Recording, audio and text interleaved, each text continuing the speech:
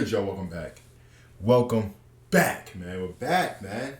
I was telling myself, Chaz, should I just wait until Monday to start the next documentary? But you guys showed so much love with the Civil War.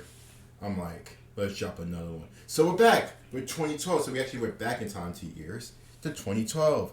And looking forward to it, man. Very, very, very, very looking forward to it. How you guys doing?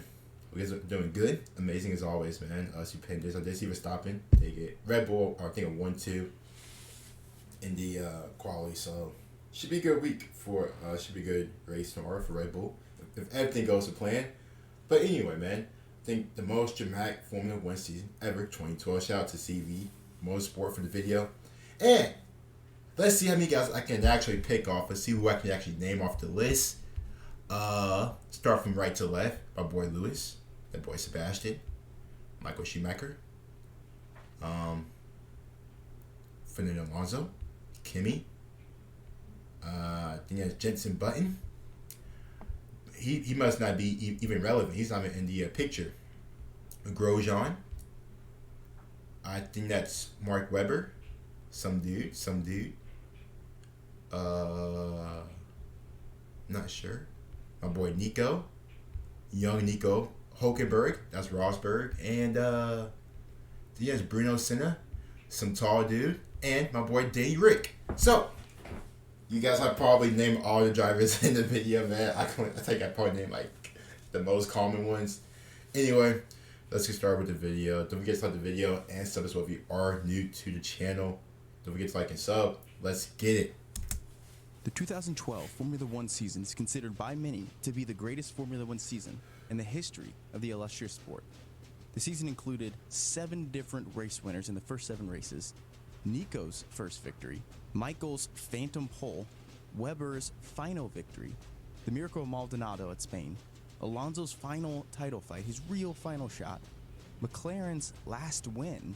The 2012 season also saw the return of former world champion in 2007, Kimi Räikkönen. Today's battle-hardened veterans were forged as the likes of Perez, Ricciardo, Grosjean, and Hulkenberg all came through, especially in 2012. They said On top Perez. of all that, there were 6 world champions on the grid at the exact same time. Jesus. The drama began even in preseason, where Ferrari did not look like themselves, and McLaren looked like the car to beat that year. We start the story by looking at Australia, round 1. Always gotta start round 1. Ferrari's preseason woes carried into Australia round 1, where they qualified 12th and 16th on the grid. That's not good. Also consistent with preseason testing, McLaren locked out the front row, with Lewis Hamilton taking pole position and Jenson Button right behind him. Button's weekend only got that much better when he overtook Lewis Hamilton going into the first corner. The 2009 driver world champion never looked back, and he took victory in that first race. Not the best of starts after earning pole for Hamilton, as he dropped back to P3 after Vettel overtook him after a VSC. The top 5 were rounded out by Mark Webber getting P4 and Alonso. So this is after the first race. Button, Sebastian Vettel, Hamilton, Webber, and Alonso. Not bad. Not bad. Alonso earning P5. Round 2, Malaysia. The drivers were met with heavy rain at the Malaysia Grand Prix. Similar to Hamilton's dominance in 2019, McLaren yet again locked out the front row as Lewis Hamilton took his 2nd consecutive pole. This is also the round where we start to notice Lewis is having trouble in the pits, and it's going to be a consistent theme. A delayed pit stop took Lewis out of contention of winning this race after rain had actually stopped the Grand Prix and restarted it. Fernando Alonso inherited that lead, and an unlikely candidate emerged in Malaysia. We see Sergio Perez actually step into 2nd place, chasing down Fernando Alonso. And not only was he trailing Alonso and chasing him, he was gaining on him. The track was clearly drying up, and Daniel Ricciardo actually triggered a massive wave of pit stops. Sergio found himself on the tail end of that wave of pit stops, and it hurt him. He was about 5 seconds behind Alonso now, but it didn't matter. Sergio, in the rain, began to catch Alonso yet again, and it looked like he was probably going to catch him. And then a simple error ruined his potential to have his first race win. With just 7 laps to go, he actually ran wide at turn 14 and lost a ton of time that he was actually never able to make up. Alonso went on to take his first victory of the season. And while not P1, Sergio was still on the podium in P2, taking home a bunch of points that are certainly going to help him out throughout the season. Young Sergio. Hamilton rounded out the podium at the Malaysian Grand Prix as All right, so we got Alonso, Hamilton, Button, Webber, and Perez now. Looking good. Looking good. So far, so good. So far, so good. Webber ended up P4 with Kimi Räikkönen taking P5. So after 2 rounds of Formula One racing, we have 2 different Formula One race winners. The next race in the Formula One calendar saw the emergence of another young talent, a future world champion. We're talking about, of course, Nico Rosberg, where he gets his first pole and first victory. Round 3, China. Chinatown. Even before the Chinese Grand Prix actually began, Lotus in Formula One had officially filed a complaint with the FIA back in preseason testing about the Mercedes rear wing. Essentially, what this claim amounted to was Mercedes had created the F-duct effect. This would exponentially improve the DRS mechanisms, as it would channel air back through the front of the car. The FIA ultimately threw out the objection, and it was decided right before the Chinese Grand Prix that Mercedes had a legal car the whole time. So with the claims dismissed, Mercedes were allowed to race normally without altering the car, with many thought was a car with double DRS. And it became very apparent immediately that Schumacher and Rosberg were going to be quick at this track. Okay, it's always funny to me how, like, well, 4 minutes in, it's always funny to me how, like, a lot of people kind of, like, accuse. It's funny to me how everybody accuses Mercedes of doing this, doing that. I mean, hey, maybe, they just, 2 steps ahead. They're just 2 steps ahead every time. They always thinking forward. They always, Rosberg ended up taking his first ever pole and translated that into his first ever victory. Rosberg was helped by the fact that Hamilton had just received a gearbox infraction and was dropped down, promoting Michael Schumacher up to P2. And what the hell is going on with freaking McLaren and Lewis Hamilton? 3 races in, you got a pit stop issue, a car issue. My God, Michael what's going was on? not ultimately able to convert on this, as he ended up retiring from the race, having issues that looked a lot like Haas 2018, where he couldn't get his tire on straight. But Rosberg was not out of the clear yet. He was being hunted down, and quick, by Jenson Button. And just when it looked like Jenson Button was going to catch Nico Rosberg, consistent with McLaren's issues all year long in pit lane, Jenson Button was a victim of his garage, who actually ended up making a mistake and costing him quite a lot of time. McLaren. And Kimi Räikkönen was running well. He was on par and right on pace with a second place finish. He wore his tires out and lost 11 places in a single lap. And this really woke up Rosberg's garage. Rosberg began to conserve his tires, but now he was under attack from Button, who was recovering from that horrible pit mistake. An inter-battle fiefdom between the 2 McLaren cars allowed Rosberg to conserve his tires, make it to the end of the race, and take P1. Button came back to take P2, and we see Hamilton actually take his 3rd consecutive podium and his 3rd consecutive 3rd place finish. And this consistency of But even with the issues, like Lewis, McLaren had with Button and Lewis Hamilton still got 3 straight podiums. So, I mean, it's not all bad in the world, but still, it's the pit stops, man. What's going on, guys? Actually, after the Chinese Grand Prix round 3, put him in 1st place in the Formula One Championship. Button's performance and comeback was good enough to put him P2 in the Formula One Championship, with Fernando Alonso actually chasing in P3 after he had finished 9th place in the Chinese Grand Prix. And not to be overshadowed, Romain Grosjean actually saw himself score his first points in Formula One, getting P6 in the Chinese Grand Prix. Shout out Grosjean. 2 rounds of Formula One racing down, 3 different race winners.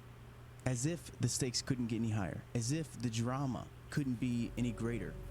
Round 4, Bahrain. Protests have been occurring daily in the Shiite villages around Bahrain's capital, and the clashes have been intensifying in the run-up to the Formula One Grand Prix this weekend, an event which these protesters see as a publicity stunt by the country's rulers to make it seem like the nation is more unified than it actually is. Despite the geopolitical tensions and all of the criticism that FIA and Formula One in general were receiving for racing at Bahrain, many people thought that Bahrain internally were using the race as a way to say that the country is safe and everything is fine. And it sparked a lot of protests, very, very dangerous protests for everyone involved, for the drivers, for all of the team. Out of sheer damage control and safety, it was thought that the FAA would forego the round 4 in Bahrain, but they ended up racing anyway. And this time it was Red Bull's turn to answer, as the reigning world champion had yet to win a Grand Prix. That car looks and nice. respond they did. Sebastian Vettel took pole in Bahrain and ended up taking the victory in Bahrain. He faced relentless and continued pressure from Kimi Christian Räikkönen, Horner. the 2007 world champion. Kimi had one opening, and even to this day people talk about, was that a double move to defend it by Vettel, but it turns out all legal, all safe. Sebastian Vettel took the victory, Kimi Räikkönen took P2, and Romain Grosjean took P3. Hamilton was a distant 8th, yet again plagued by his pit crew's inability to get him out of the garage quickly. And Webber, not necessarily doing an incredible job all season long in terms of winning races, he did get yet another 4th place finish. That, combined with Sebastian Vettel's win, put Red Bull in the lead of the Constructors' Championship in front of McLaren, which was a massive So we have 4 different Lotus's winners. performance at the Bahrain Grand Prix put them in 3rd place in the Constructors' Championship. And while many people in certain circles and certain corners of the internet may argue about Vettel's decision to move and defend his position with Raikkonen trying to overtake there, what people talk about more is Formula One's decision to even race in Right, Bahrain, knowing right. what was going on geopolitically, knowing what it signaled to the people of Bahrain if they ended up racing there. It was just a move that still is talked about and criticized heavily. But the show must go on. So that's 4 different races, 4 different winners, and we go into the 5th round. Round 5, Spain. España. As we continue the controversy, Lewis Hamilton took pole position, but just after finishing his lap, his car stopped. It was Oh. clear Hamilton was not running on sufficient fuel. Pastor Maldonado was waiting in the wing as he Pastor. qualified P2, but inherited pole position after the penalty was given to Hamilton and he was sent to the back of the grid.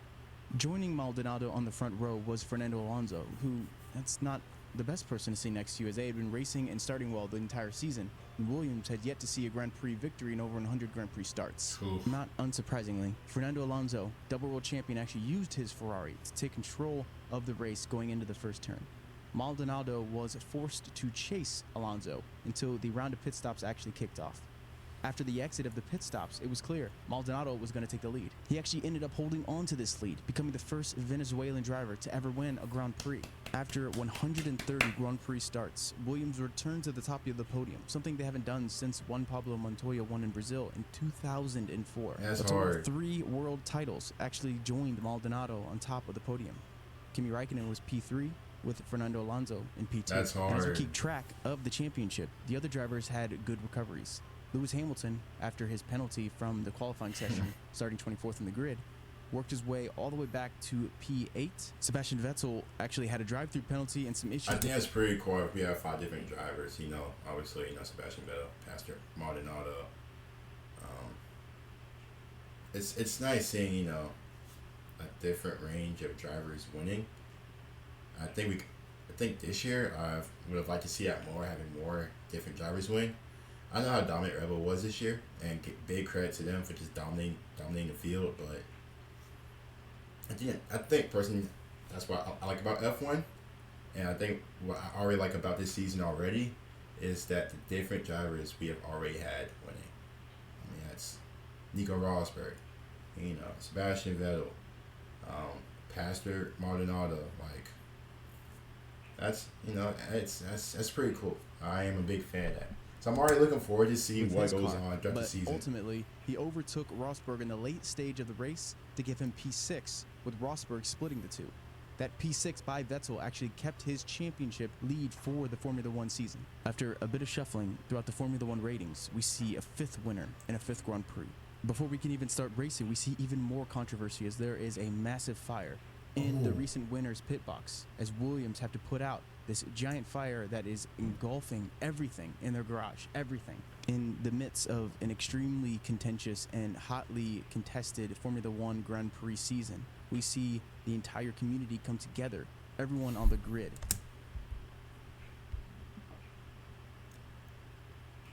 He was at Williams. I forgot.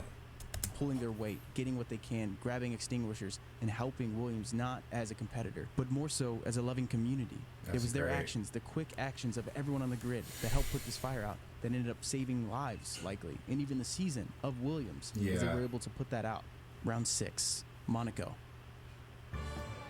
Consistent with the entire season thus far, Monaco began with controversy as members of the grid were protesting the RB8 in parts of their floor.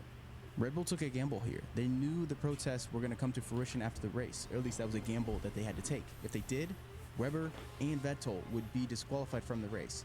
But if they started from the back of the grid, they would be fine no matter what the decision was.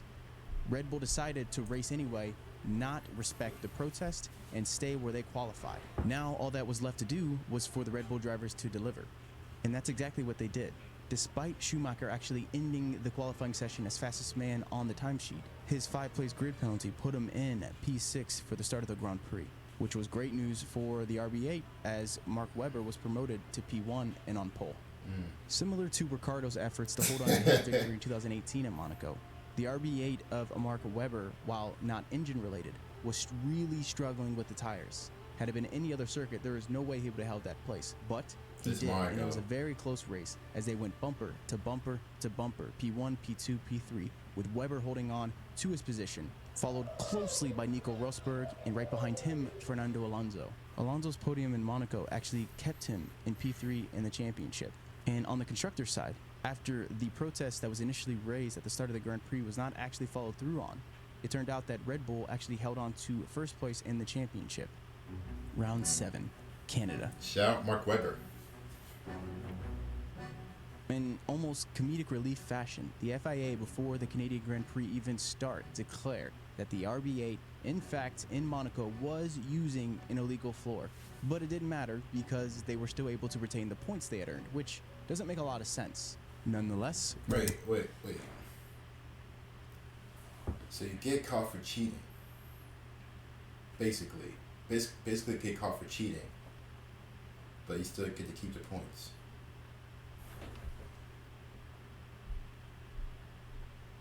Am I missing something? Let's just keep going. Bull went on with the Grand Prix. They ended up changing exactly what Charlie Whiting had expressed they needed to change, and Vettel still took pole by a comfortable margin. Despite the fact that Red Bull had gotten out to an early lead, it was clear that the McLaren of Lewis Hamilton and Fernando Alonso's Ferrari were looking pretty racy. All three of the top drivers went into the pit stops around the same time, and it looked like they were all going to be on the same exact strategy.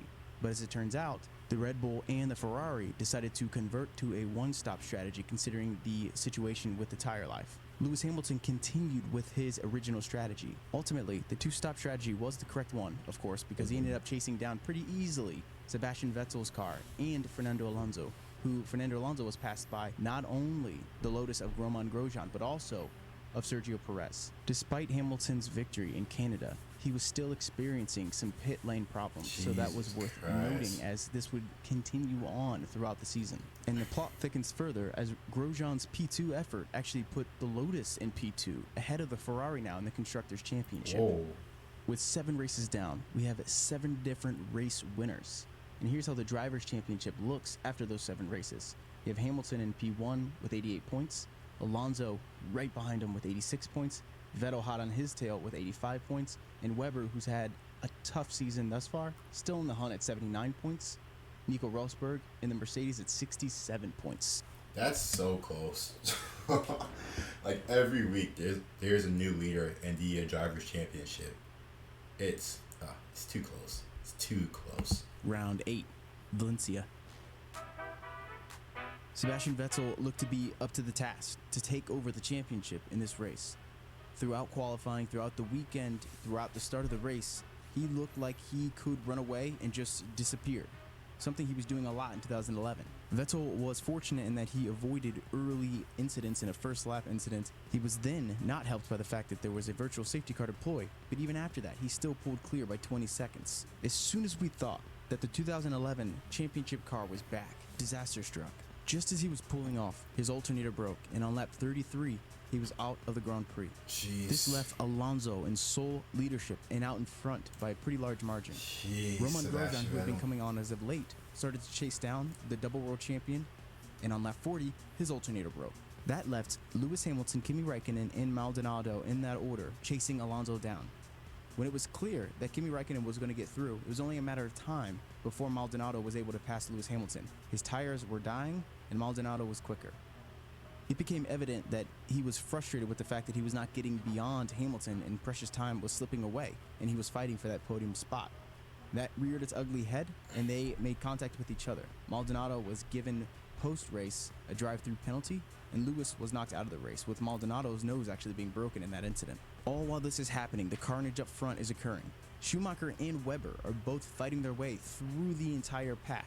Had they not been so relentless about this, they would not have been able to place where they did, as Michael Schumacher took his first podium since 2006, and Mark Dang. Webber ended up P4, which are very precious points in this kind of battle. It was a very emotional victory for Fernando Yeah, Alonso. back at home. You gotta remember, this is in one of the fiercest battles we've seen in Formula One history. He's the first multi-Grand Prix winner of the entire year of 2012. This is his home race in Valencia. He accomplished this starting P11 on the grid, fighting his way to this victory and earning it. And on top of all that, Vettel's retirement put him in 4th place. Yeah, So now that's not Fernando good. Alonso was 26 points in front of Sebastian Vettel. Round 9, Silverstone. Now Fernando, man. It was time for Mark Webber to this step is back in the crazy. spotlight. This is crazy. Alonso's early lead, though, proved to be tough for him. Alonso chose to drive on the harder tires and switch to the soft compounds later, which was the detriment of Alonso at the British Grand Prix. Mark Webber chose to end on the hard tires. That gave him a major lap advantage. And with just 5 laps to go, Mark Webber pulls off a beautiful overtake around the outside long way, down the Wellington Straight, and held on to this position, ultimately until the very end. His Silverstone win put him within a baker's dozen of Alonso's championship lead he had over the field. Those two started to pull away from Sebastian Vettel, who was chasing in 3rd place at the time. Round 10, Germany.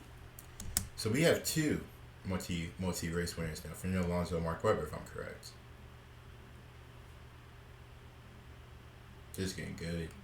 This is getting good. Sebastian Vettel, man. You know, alternate issues, some car issues, but I wouldn't count him out. I would not count out Sebastian Vettel, man. Look at him.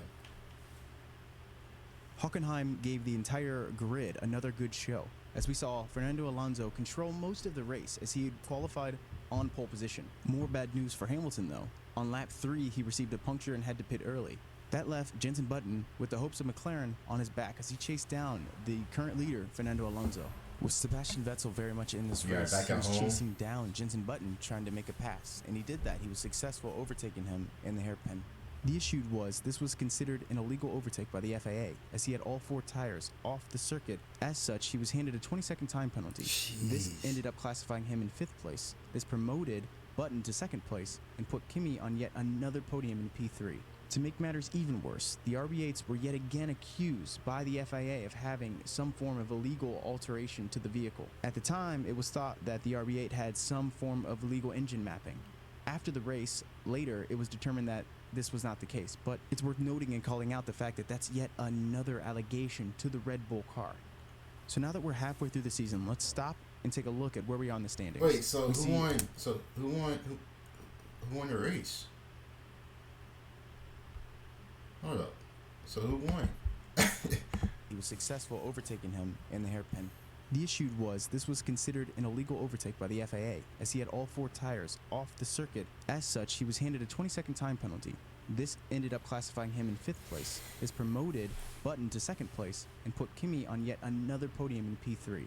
To make matters even worse, the RB8s were yet again accused by the FIA of having some form of illegal alteration to the vehicle. Jesus. At the time, it was That's thought that the twice RB8 Red had Bull. some form of illegal engine mapping. After the race, later, it was determined that this was not the case, but it's worth noting and calling out the fact that that's yet another allegation to the Red Bull car. So now that we're halfway through the season, let's stop and take a look at where we are in the standings. We see Fernando Alonso has a commanding lead of 34 points. The next nearest driver is the Red Bull of Mark Webber. After that, we have Sebastian Vettel, who's 10 points behind his teammate. The driver that was falling behind at this point, going into the 11th round, was Lewis Hamilton. Yep. If he was going to stay in contention, he needed to do something, and he needed to do it right now. Round 11, Hungary. And Kimi just getting podiums. Just when you started to count Lewis Hamilton out for the 2012 title hunt, he stepped up in Hungary and delivered a first-place finish. After taking pole at the Hungarian Grand Prix, he ended up holding that That boy position the Lewis. entire race. The only time that the leadership actually changed was when Kimi Räikkönen took over during his pit stop strategy, which he executed perfectly. This produced yet another double podium finish by Lotus, with Romain Grosjean actually finishing P3. Grosjean's Despite going Alonso crazy. failing to win Hungary, he still saw himself distanced from the next nearest driver, while he was 40 points clear of Mark Webber. Round 12, Belgium. Oh, gee, what? Whoa. After a relatively quiet last couple of Grand Prix in terms of on-track action, we see one of the most famous in terms of the carnage and chaos and just absolute pure pandemonium kickoff at Spa, which is initiated by Romain Grosjean making contact with Lewis Hamilton thinking he's clear. He most certainly was not. This immediately retired himself, Lewis Hamilton, Fernando Alonso, and Sergio Perez. This had major impact and implications on the championship race. Button ended up controlling that race. Sebastian Vettel, despite being P10, fought his way all the way back to P2.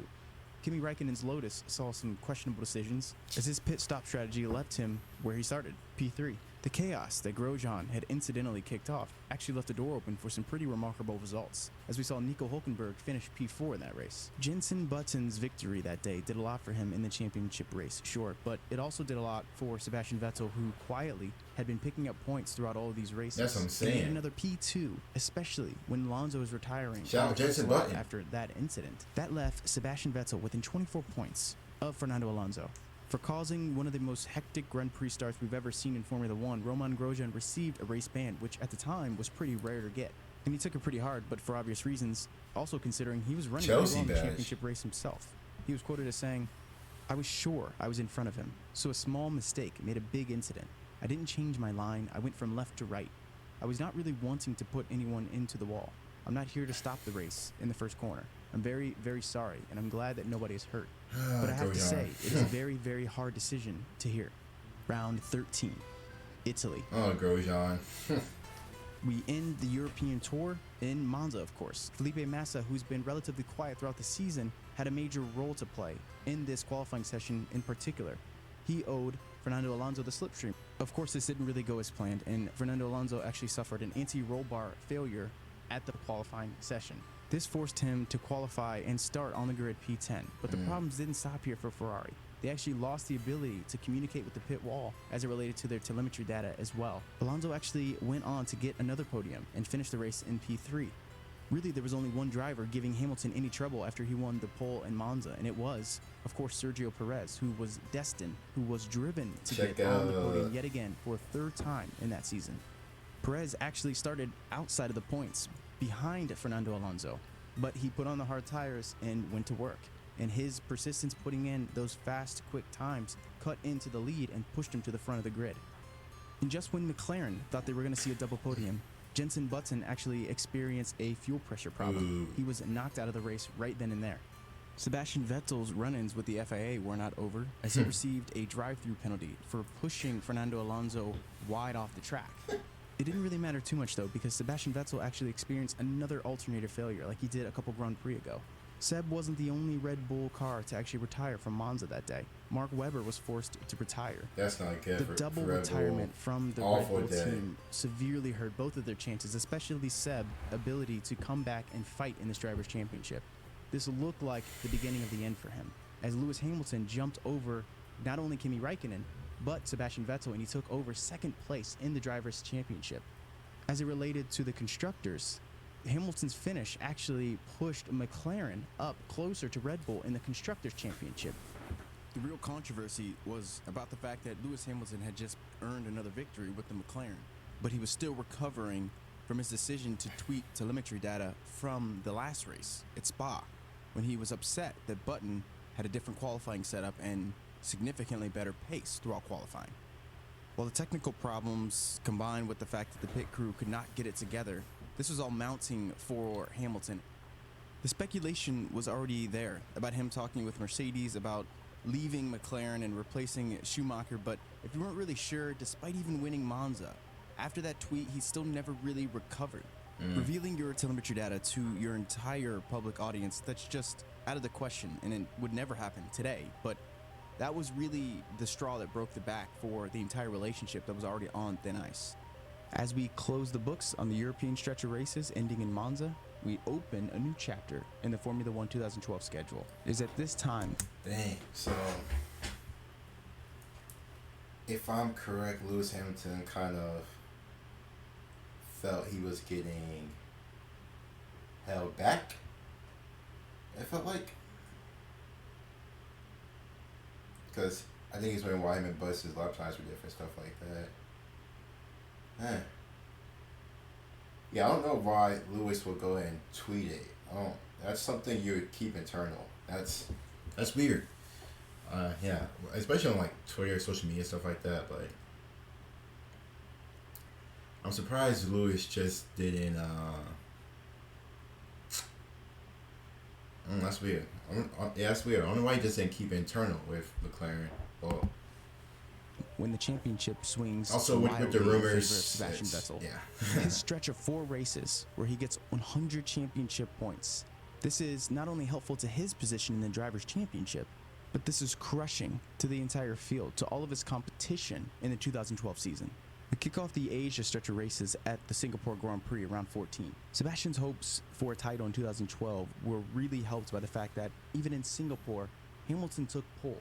He was off to a good start, but suffered a gearbox problem while leading the race. This was yet another How many McLaren times issue did that McLaren just really issues? nailed it home that Lewis was making the right decision by leaving McLaren. Yep. And interestingly enough, this Grand Prix was actually cut short due to the time limit, something we don't see too often, but it's because of so many restarts and safety cars. Sebastian Vettel was certainly helped by that.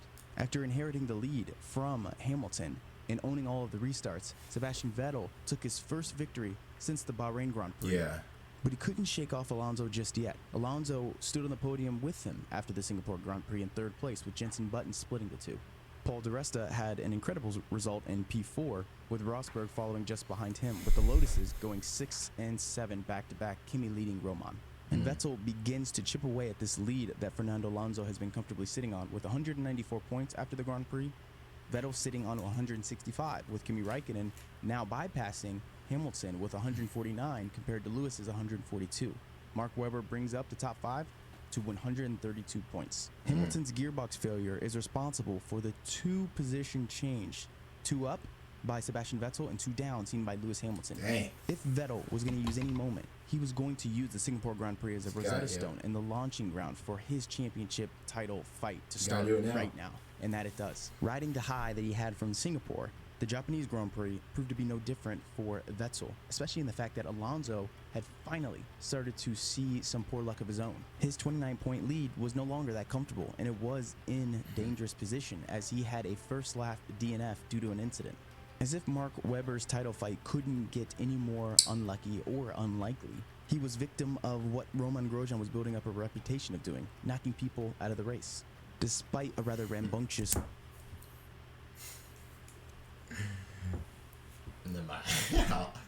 I was going to say AKA George Russell, but Grand Prix, Sebastian Vettel remained focused and took another Grand Slam and added that to his tally as he took pole position, led every lap, won the race, and set the fastest lap time of the race. Joining Vettel on the podium at the Japanese Grand Prix were 2 firsts: Felipe Massa's first podium of the 2012 season, also Kobayashi's first podium of his career. Seb's 25 points in Japan were backbreaking to the championship, as now it was closer than we've ever seen it all season long. After Fernando came up empty-handed, his lead is now down to 4 points over Sebastian Vettel, 194 to 190. Kimi Räikkönen remaining steady at 157. Lewis Hamilton's 10 points were good to get him to 152, and Mark still Webber. behind Kimi, and Mark Webber falling even further behind to 134. So at this point, the battle you could say is really between Fernando Alonso and Sebastian Vettel. Both of them as we went into round 16, Korea. And while Vettel had all of the momentum, it was Mark Webber who took pole in Korea. Sebastian Vettel at this point just looked unbeatable as he overtook his teammates and never looked back, taking another victory, another 25 championship points in Korea.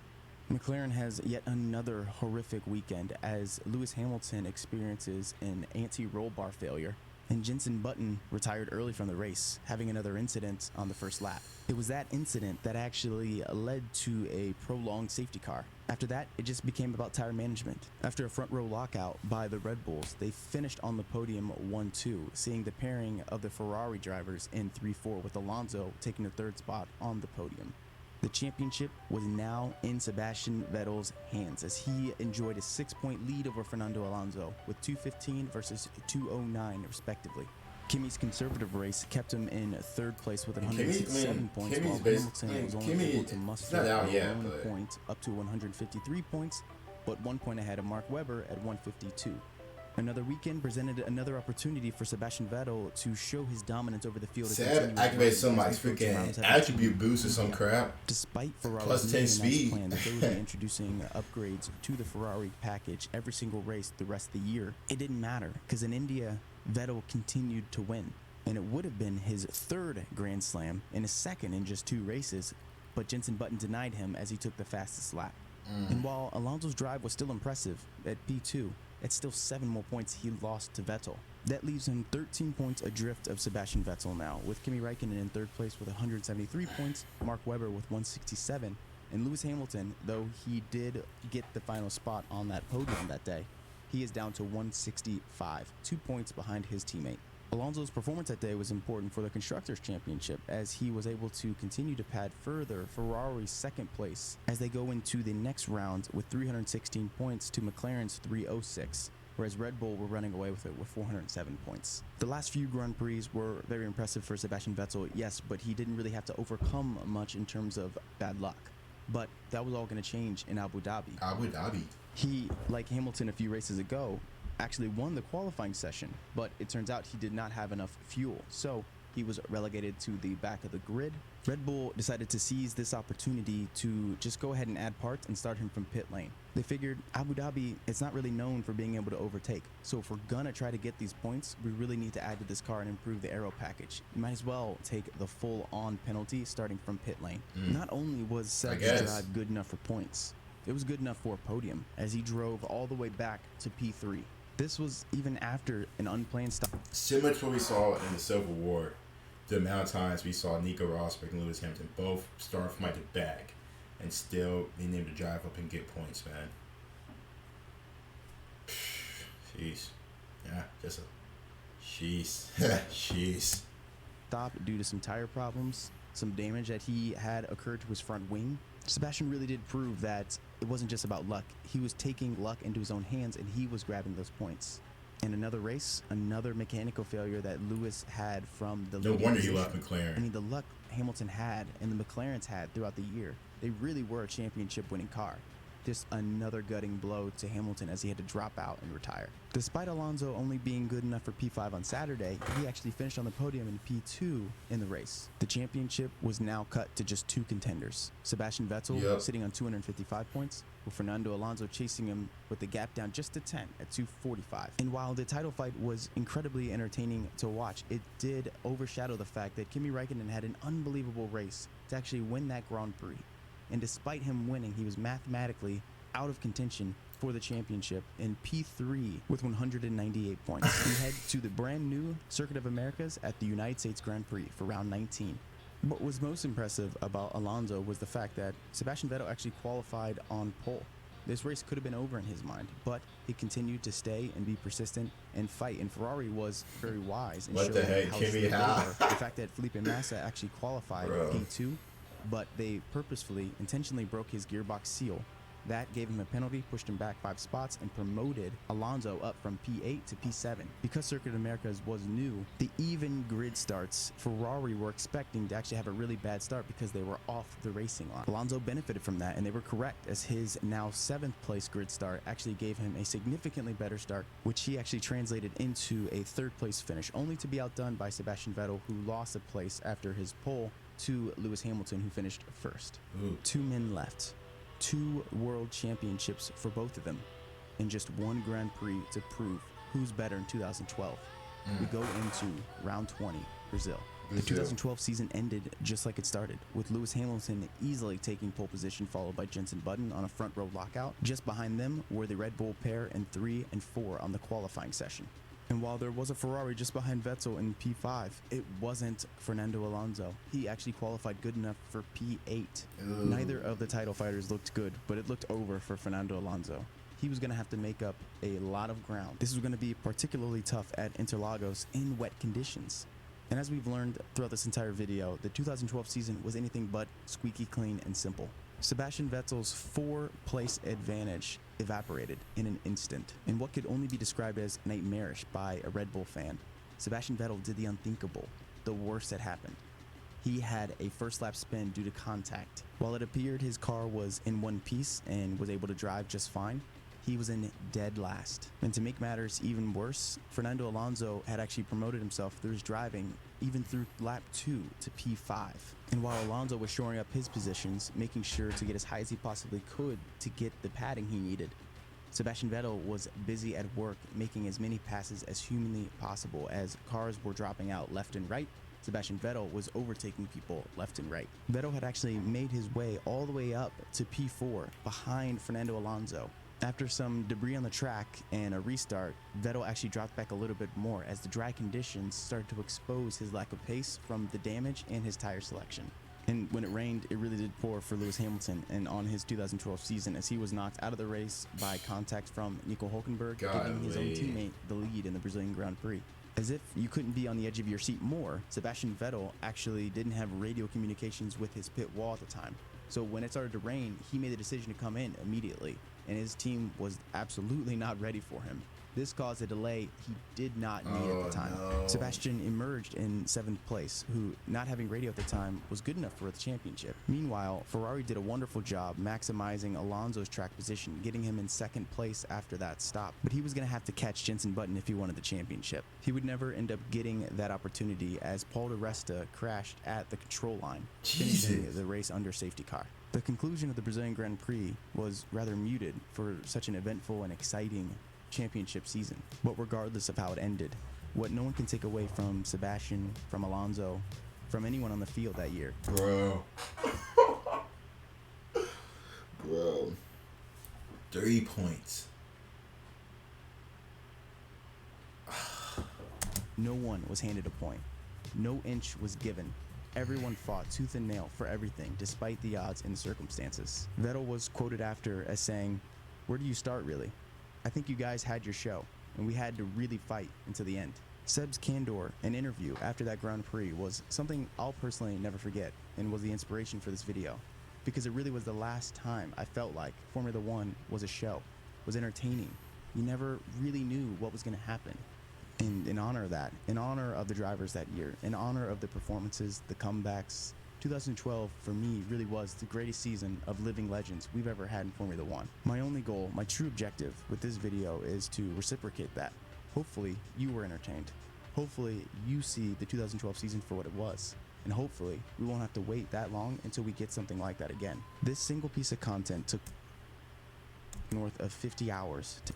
Jesus Christ. Hey, first thing first, big credit to CV Motorsports, man. Hell of a video. Hell of a video, man. I guess it took him over 50 hours. Yeah, absolutely amazing. Absolutely amazing. And what a season. 7 different driver wins. Fernando Alonso becoming so close. But that Asian tour Sebastian Vettel had, I mean, yes, the controversy on the way. Grosjean taking out cars. Lewis Hamilton, McLaren just breaking apart. Oh my God. The amount of stuff that felt like just happened every race is ridiculous. It felt like it was always something after every race. Big shout out to Sebastian Vettel, man. I don't know how he did it. You know, especially at Brazil, damn near spinning out, but managed to come back. Hope you guys enjoyed the video, man. It's a pretty long video. I enjoyed it, man. And I think after this we will go back to 2016. Also, don't forget for the race watch along tomorrow, the last race of the season, Abu Dhabi. We should be, everything goes, if none comes up, we should be live for that race. So be on the lookout for that. Stay safe. Talk to you guys later, man. Peace.